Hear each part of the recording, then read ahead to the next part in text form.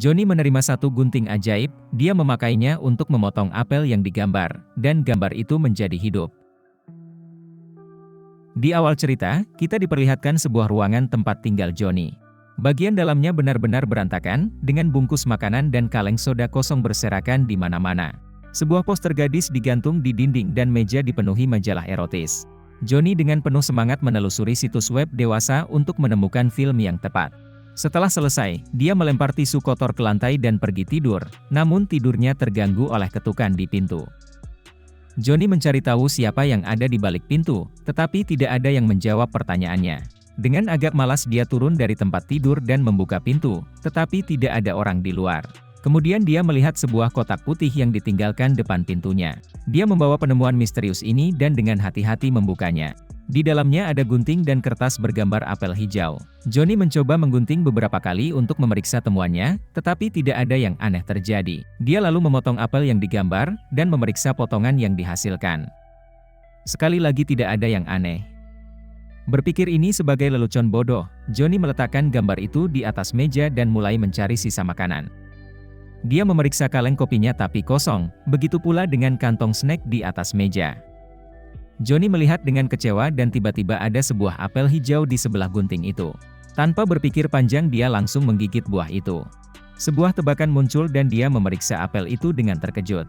Setelah itu dia memeriksa isi kotak putih lagi untuk melihat apakah ada hal lain di sana. Setelah memastikan bahwa hanya ada gunting dan gambar, Johnny mencoba untuk memotong secangkir kopi dari majalah.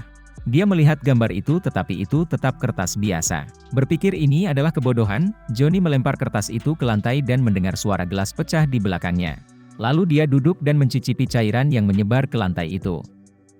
Johnny menyadari bahwa itu adalah kopi dan dia memiliki gunting ajaib, yang menghidupkan apapun yang dia gunting. Segera dia dikunjungi oleh pikiran miring dan berlari ke dinding yang ada poster erotis. Dia mengambil poster gadis itu tetapi secara tidak sengaja merobeknya menjadi dua. Setelah itu dia melihat poster lainnya, yang menggambarkan seorang gadis yang sama menariknya.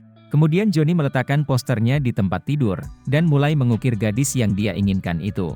Dalam proses itu dia sangat bersemangat, membayangkan apa yang akan dia lakukan pada model begitu dia ada di tempat tidurnya. Saat dia mencapai kepala gadis itu dengan gunting, Johnny terganggu oleh panggilan telepon. Tangannya terpeleset dan tanpa sengaja memotong kepala poster itu. Karena ketakutan, dia meletakkan potongan-potongan itu dan berlari untuk mencari sebuah selotip. Akhirnya dia menemukan selotip dan dengan gembira berlari kembali ke tempat tidur.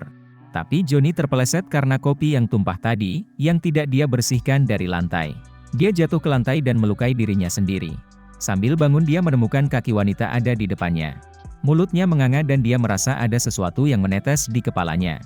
Johnny menyadari bahwa gadis dari gambar itu telah hidup kembali, tetapi tidak dalam bentuk yang dia inginkan. Di tempat di mana seharusnya kepala seorang model cantik berada, kini darah mengalir dengan deras. Mengalihkan pandangannya ke tempat tidur, Johnny memperhatikan bagian kedua, kepala gadis itu yang berdarah. Gadis itu menatapnya dan tersenyum indah, seperti gaya di poster sebelumnya.